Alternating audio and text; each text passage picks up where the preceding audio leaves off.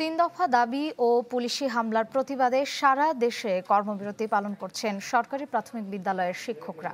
দশম গ্রেডের বেতন সহ তিন দফা দাবি আদায়ে আজও কেন্দ্রীয় শহীদ মিনারে অবস্থান করছেন তারা। এ সময় স্বরাষ্ট্র, প্রাথমিক ও গণশিক্ষা উপদেষ্টার পদত্যাগ দাবি করেন তারা। 4 গুণ শক্তিশালী এনজাইম ও অধিক ফেনা সমৃদ্ধ অরিক্স সিলভার ওয়াশ মাত্র 70 টাকায়। দশম গ্রেডে উন্নতি, নির্দিষ্ট সময়ে পদোন্নতি ও বিভাগীয় পদোন্নতির দাবিতে দ্বিতীয় দিনের মতো আন্দোলন চালিয়ে যাচ্ছেন প্রাথমিকের শিক্ষকরা। সারা দেশে অনির্দিষ্টকালের জন্য পূর্ণ দিবস কর্মবিরতির পাশাপাশি সকাল থেকে কেন্দ্রীয় শহীদ মিনারে চলছে অবস্থান কর্মসূচি। দুপুরে মুক্তির পর তাদের সাথে যোগ দেন শনিবার শাহবাগ থেকে আটক হওয়া শিক্ষকরা। এ সময় স্বরাষ্ট্র এবং প্রাথমিক ও গণশিক্ষা উপদেষ্টার পদত্যাগ দাবি করেন আন্দোলনকারী শিক্ষকরা।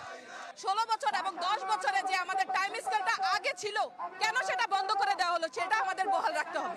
আমরা যদি মাঠে আসি তাহলে আপনাদের এই ডাল তলোয়ার এগুলি দিয়ে কিছু করতে পারবেন না। স্বরাষ্ট্র উপদেষ্টা এবং প্রাথমিক গণ উপদেষ্টার আমরা দুইজনের এই পদত্যাগ দাবি করছি।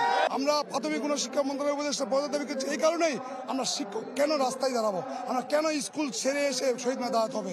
ওনারা তো আমাদের দেখভালের দায়িত্ব রয়েছেন, তাহলে ওনারা কি করছেন? ওনারা কর্মসূচিতে প্রতিবাদী কবিতা ও গানে ক্ষোভ প্রকাশ করেন মানুষ গড়ার কারিগররা। নিন্দা জানান শনিবার শিক্ষকদের উপর পুলিশি হামলার। আমরা ছোট বাচ্চাদেরকে শিখাবো, তাদের অধিকার সম্পর্কে না শিখায় অন্য কিছু শিখাতে লাভ নাই।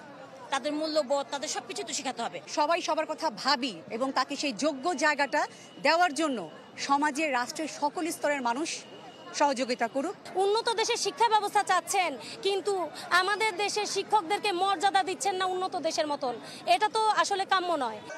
বিকেলে মুখে কালো কাপড় বেঁধে শহীদ মিনারে চুপ কর্মসূচি পালন করবেন আন্দোলনরত শিক্ষকরা।